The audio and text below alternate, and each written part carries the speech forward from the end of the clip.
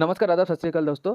Current affairs express channel पे आप लोग को बहुत-बहुत स्वागत है। तो हम लोग आज जानेंगे सिविलियन एयरक्राफ्ट इंजन के बारे में। जैसे देखिए कि नेक्स्ट एक साइंटिस्ट है जिसका नाम है डॉक्टर थेसी थॉमस। वो अग्नि 4 हम लोग का जो बैलिस्टिक मिसाइल है, अग्नि 4 और अग्नि 5 का प्रोजेक्ट में ये डॉक्टर थेसी थॉमस, ठीक है, उसमें काम कर रही है, ऑलरेडी काम कर चुकी है, ठीक है। तो इन्होंने एक ऑर्गेनाइजेशन का फाउंडेशन डे सेलिब्रेशन पे चीफ गेस्ट के हिसाब से इनवाइटेड थे। तो उसमें ये बोला है कि इंडिया नेक्स्ट 2 डिकेड मतलब नेक्स्ट 20 साल पे, ठीक है, इंडिया सिविलियन जो एयरक्राफ्ट है उसका इंजन बना लेगा। अब आप लोग सोच रहे हैं इंडिया सिविलियन एयरक्राफ्ट का इंजन नहीं बना पा रहा है क्या?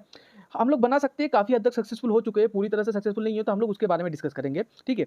जैसे देखिए वर्ल्ड पे सिविलियन एयरक्राफ्ट सिर्फ 2 ही कंपनी बड़े लेवल पे बनाता है। आप लोग जब इंडिगो या कोई भी एयरक्राफ्ट पे, कोई भी प्लेन पे जब बैठते हैं, वो सिर्फ वो 2 ही कंपनी का होता है, ठीक है। उसमें इधर वो बोइंग का होता है, बोइंग एक अमेरिकन कंपनी है, बोइंग बहुत बड़े-बड़े एयरक्राफ्ट बनाता है, ठीक है। जैसे बोइंग का सबसे बड़ा एयरक्राफ्ट है बोइंग 747। आप लोगों में से बहुत कोई शायद नाम सुना ही होगा, बोइंग 747। उसमें 2 टाइप का एयरक्राफ्ट आता है, एक है 3 क्लास लेआउट, एक है 2 क्लास लेआउट। 3 क्लास लेआउट वाला जो बोइंग एयरक्राफ्ट है उसमें 416 पैसेंजर के लिए सीट है, और जो 2 क्लास है वो उससे भी बड़ा है, उसमें आता है 524 ठीक है। पहले वाले में 416, दूसरे वाले में 524 का कैपेसिटी है, सीटिंग कैपेसिटी है। तो ये रहा आपका बोइंग 747, ये हो गया बोइंग का कहानी। और एक जो कंपनी है बोइंग के अलावा जो एयरक्राफ्ट बनाते हैं उसका नाम है एयरबस। एयरबस एक कोई सिंगल कंट्री का कंपनी नहीं है, ये यूरोप का कंपनी है। पहले एयरबस को फाउंड किया गया था फ्रांस और जर्मन के द्वारा। फिर उसके बाद इसमें इंग्लैंड और स्पेन ने इसमें ये कंपनी पे अपना हिस्सेदारी खरीदा, ठीक है। ये एयरबस का मैं आपको एक एयरक्राफ्ट दिखाता हूँ। सोचिए इन लोग कितना बड़ा-बड़ा एयरक्राफ्ट बनाते हैं। ये एयरक्राफ्ट को बेलुगा एयरप्लेन बोला जाता है। आप लोग को शायद पता होगा, बेलुगा एक व्हेल आता है, बहुत ही प्यारा दिखने में होता है। तो ये एयरक्राफ्ट का जो नोज़ है वो बेलुगा, ये एयरक्राफ्ट जो शेप है वो बेलुगा व्हेल को डिनोट करते हैं, इसलिए इसको बेलुगा एयरक्राफ्ट भी बोलते हैं। ये एयरक्राफ्ट इतना बड़ा है, आप देखिए ये एक एयरप्लेन है, इसके अंदर और एक एयरप्लेन का पूरा बॉडी, विंग छोड़ के पूरा बॉडी अंदर डाल के ट्रांसपोर्ट किया जाता है। तो सोचिए कितना बड़ा ये एयरक्राफ्ट हो सकता है।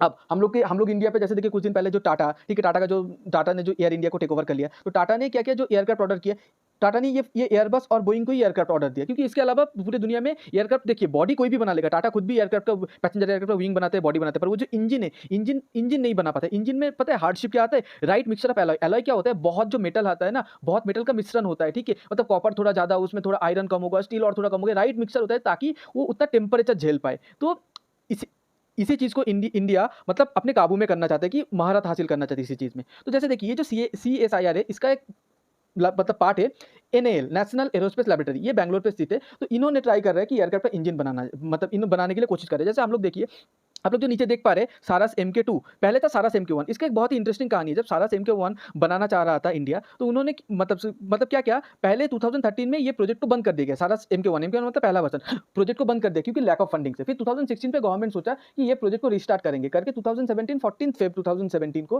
ठीक है, ये सारस MK1 को रिस्टार्ट किया गया। करने के बाद सारस प्रोग्राम चलते चलते फाइनली ये सक्सेसफुल हुआ। मतलब सारस एक छोटा सा, ये भी मतलब पैसेंजर प्लेन है बट बहुत ही छोटा है। तो सारस MK1 फाइनली 2019 पे ये सक्सेसफुल हुआ। पर इसका ये बहुत ही छोटा प्लेन है। छोटा प्लेन मतलब उसका इंजन बहुत ही कम पावरफुल है। ये 14 जो आप लोगों को जो बताया बोइंग का जो 747 है, 524 सीटिंग कैपेसिटी है, पर ये सारस MK1 पे 14 सीटिंग कैपेसिटी था, ठीक है।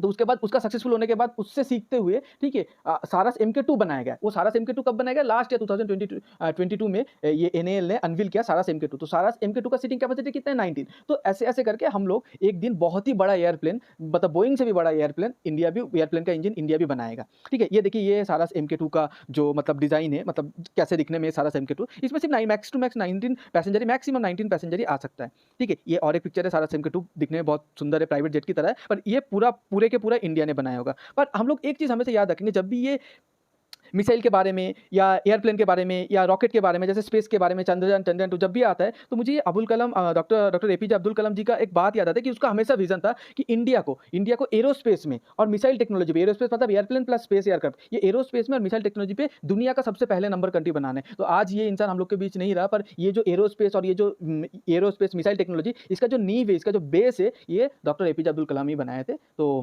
बस यही था इस टॉपिक में। बहुत-बहुत धन्यवाद आप लोग अपना कीमती टाइम मुझे देने के लिए, और ये चैनल को प्लीज़ सब्सक्राइब कीजिए, लाइक कीजिए, शेयर कीजिए। Thank you.